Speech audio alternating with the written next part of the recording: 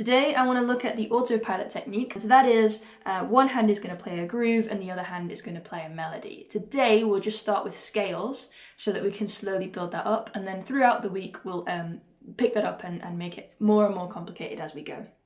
So to start with, I invite you with your dominant hand to just play this incredibly simple groove. And I'm muting the ding with my thumb, and then I'm slapping the edge of the pan with as much of the flesh of my finger as possible, getting a nice strong strike. Great.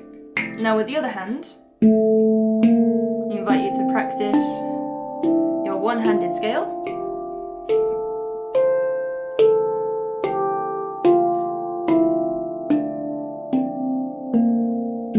And then once you've got that, I want you to do both of those things at the same time. And not do that. So while one hand is muting, the other hand needs to be playing an open note. There's the first challenge.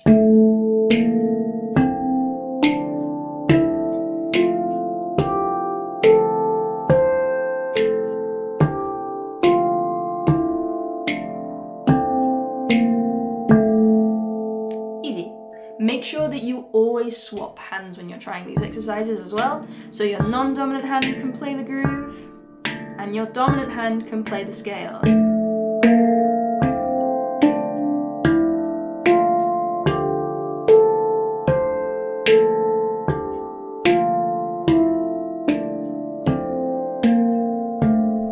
Now, for the purpose of keeping these videos short as possible, not going on for hours, I'm not going to be demonstrating everything on both sides. Just make sure that you do practice that because it's incredibly important. So next step is being able to do those things in between each other. That was happening at the same time. Now let's try that melody after, in between each strike of the groove.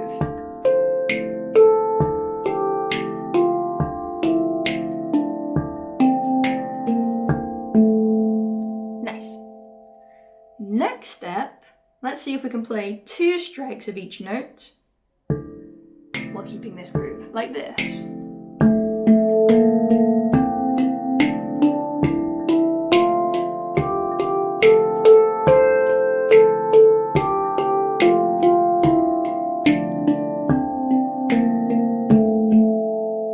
Brilliant. So again, I invite you to keep practicing that over and over and over again. Pause this video, come back to it once you're comfortable with it. Autopilot bass technique. This one will be a little bit freer than the last couple of exercises, in that I invite you to actually explore and find your own melodies, but I'm going to teach you a bass pattern. That will be your autopilot, and then the melody will be your free hand to explore and do whatever you want. So the bass pattern looks like this. It's going to be a note again, a slap, so I'm just staying in place and rotating, slapping on the steel between the tone fields, and then that note again. So it's 1, 2, 3, 4, 1, 2, 3, 4, 1, 2, 3, 4, 1, 2, 3, 4. Nice. I'm actually going to start on note 2, then move up to note 3, then move down to note 1 and play this one 2 times round. So it looks like this.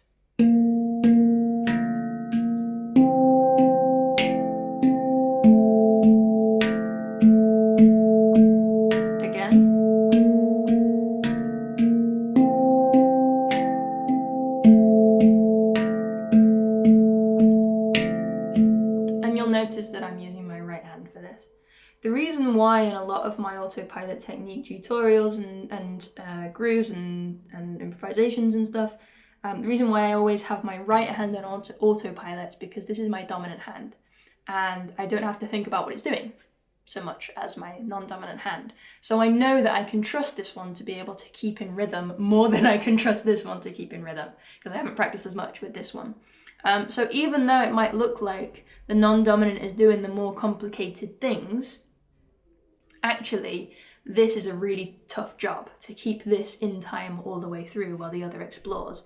Here I'm going to be attaching my thought to my left hand and deciding on the fly where I want the melody to go. So I want to be able to let my right hand just do what it wants, right? And in order to trust that, I have to know that it's my dominant hand, basically. So this is actually a bass line from an old composition of mine that I haven't played in years. So what we're going to do next is place the left hand on note 4 here and just play on beat 1 like this.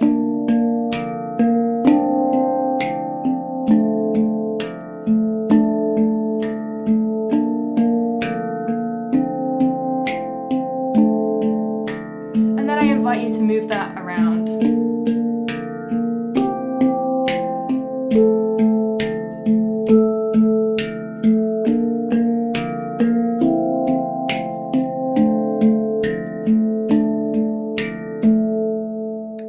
Start counting this way: 1, 2, 3.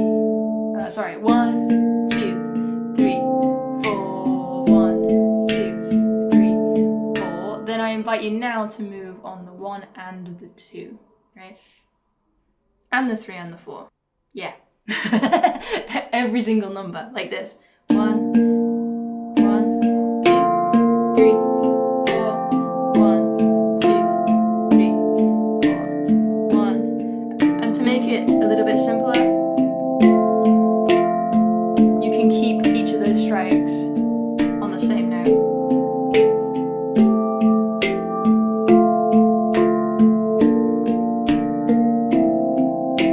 And then once you're comfortable, you can start to move it around even more.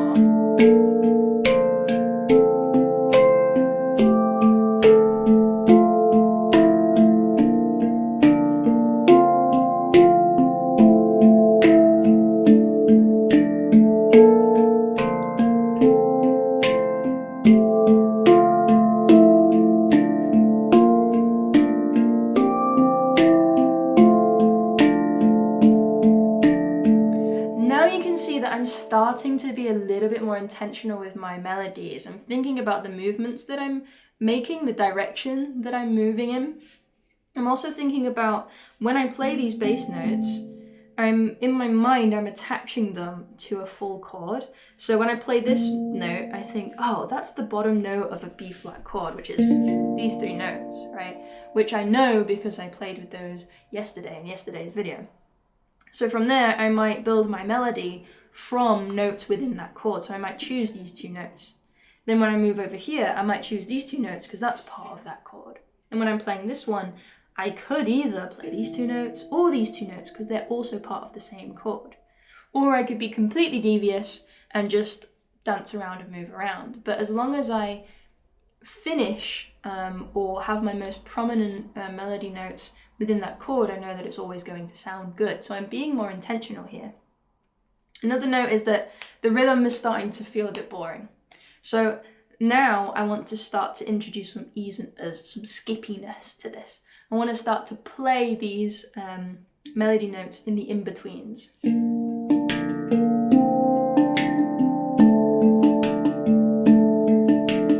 Right? And even though I'm staying on one note again, because I've changed the rhythm, sounds really interesting again. So what I'm doing is I'm playing 1, 2, and 3, and 4. Right, we've got that nice little syncopated rhythm. 1, 2, and 3, and 4. 1, 2, and 3, and 4. 1, 2, and 3, and 4. 1, 2, and 3, and 4. 1, 2, and 3, and 4. 1, 2, and 3, and 4. 1, 2, and 3, and 4. 1, 2, and 3, and 4. 1, 2, and 3, and 4. 1, 2, and 3, and 4. 1, 2, and 3, and 4. 1, 2. Yeah, and then we can start to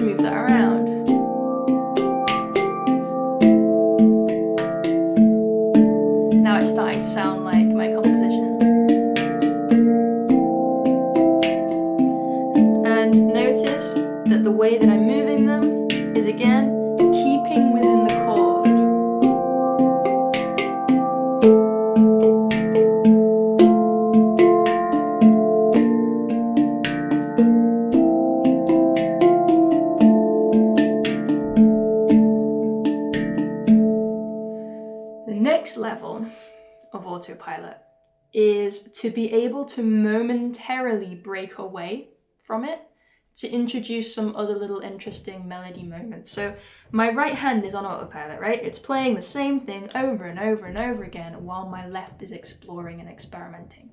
Sorry about the banging. Not sure what's happening there. But if I wanted to kick it up a notch, make it a bit more exciting, then once this right hand is super comfortable, every now and then I can break away, add a little quick melody note, and then come back to the job, right? Those little breakaways are really important for getting these melodical moments out of the same repetitious feeling, right? So notice how I...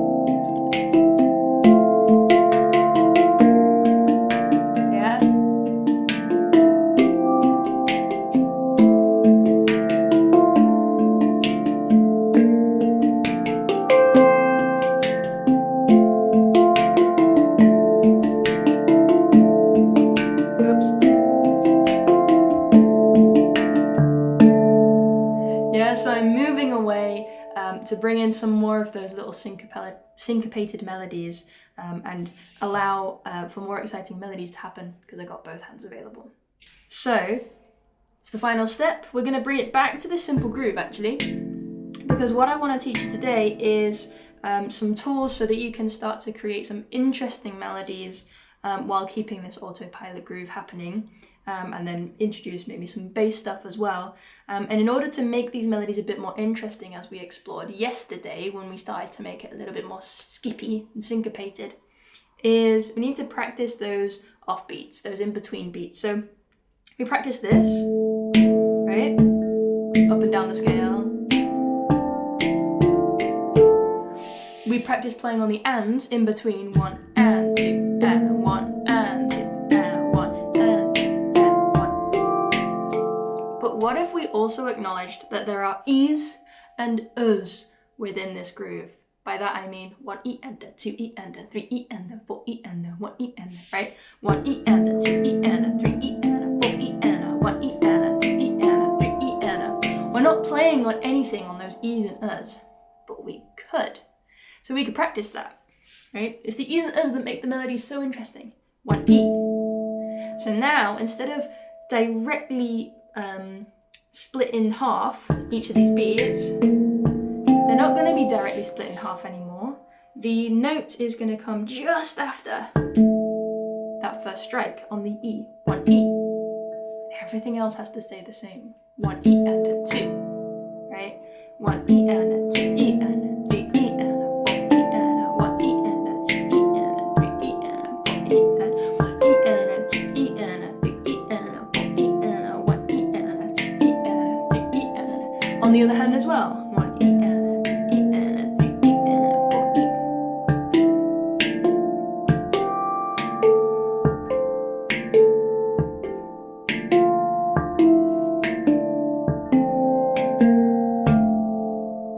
And of course we need to practice the U's. 1 E and a 2 E and a 3 E and a 4 E and a 1 E and a 1 E and a, nope, 1 E and a 2 E and a 3 E and a 4 a 1 a 2 a 3 a 4 a 1 a 2 a 3 a 4 a 1 a 2 a 3 a 4 a 1 a 2. That one I didn't expect to find so tricky. That one threw me off. So make sure you practice each of these individually to a metronome, ideally. And then the next step of this exercise is to go through all of those. So 1s, 1 E's, 1 and, 1 up. It'll look like this. 1, 2, 3, 4, 5. And actually, swapping hands as well for each one. So each one you'll play twice. 3, 3, like this. Swap. 2, 3, 4, 5, 6, 7, 8. 1, 2, 3, 4. Then we come on to the E's. 1 E and a 2 E and a 3 E and a 4 E and a 1 E and a 2 E and a 3 E and a 4 E and a 1 E and a 2 E and a 4 E and a 1 E and a 2 E and swap. 1 E and a 2 E and a 3 E and a 4 E and a 1 E and a 2 E and a 3 E and a 4 E and a.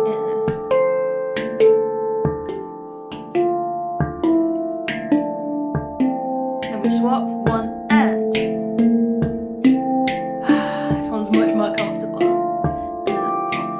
1 and 2 and 3 and 4 and 5 and 6 and then we swap 1 and 2 and 3 and 5 and 6 and 7 and 8 and 1 and. Alright.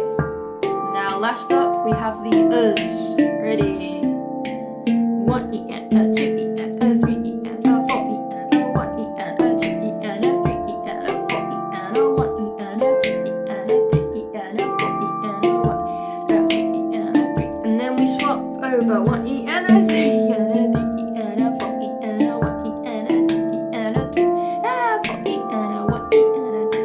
Oh no, I'm doing it wrong. 1 E and a 2 E and a 3 E and a 4 E and a 1 E and a 2 E and a 3 E and a 4 E and a 1. Almost made it to the end there.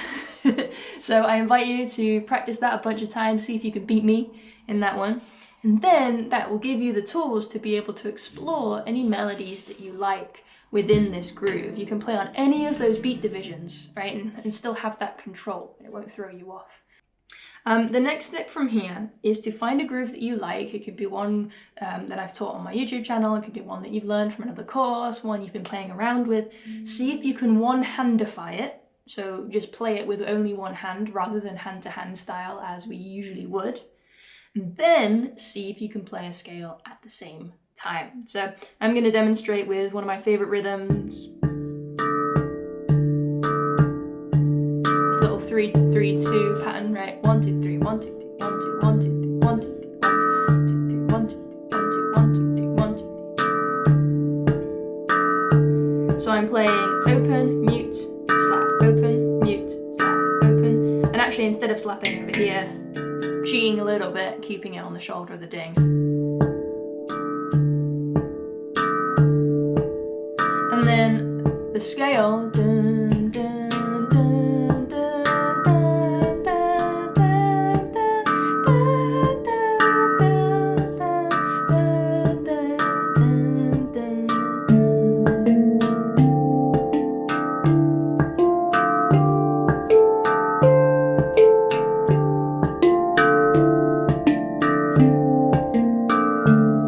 both sides, right?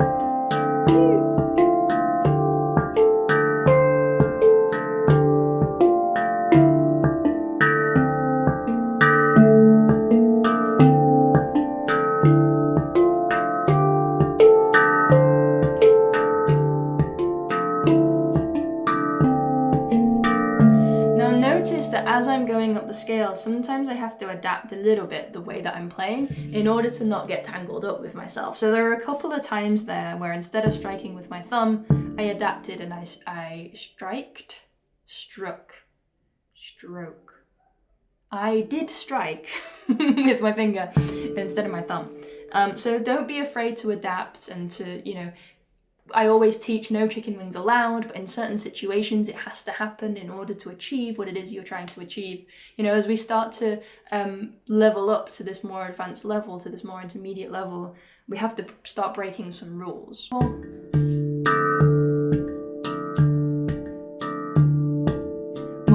2, 3, and so on.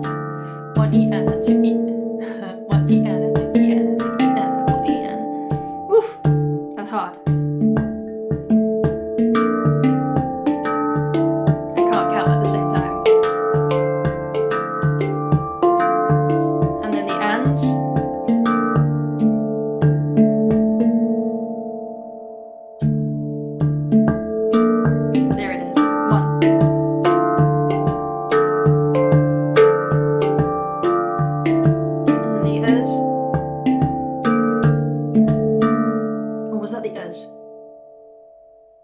I don't know. Your job is to see if you can figure that out and beat me, tag me in it, and then, yes, then you are free.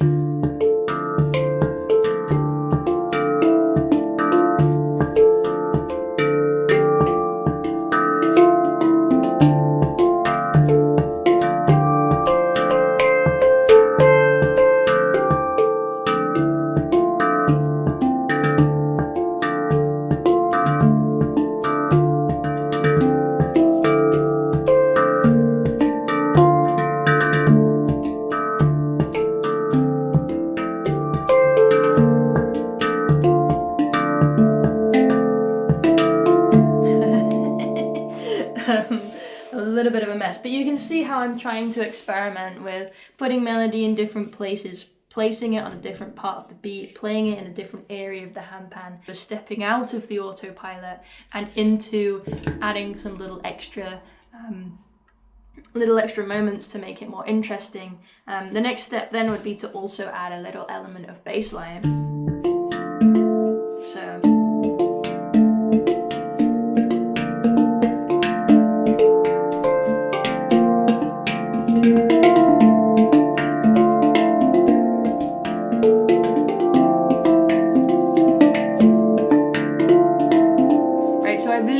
just moved that same groove onto a note, but you could keep the groove and then move one of the beats within that groove onto a note, like this.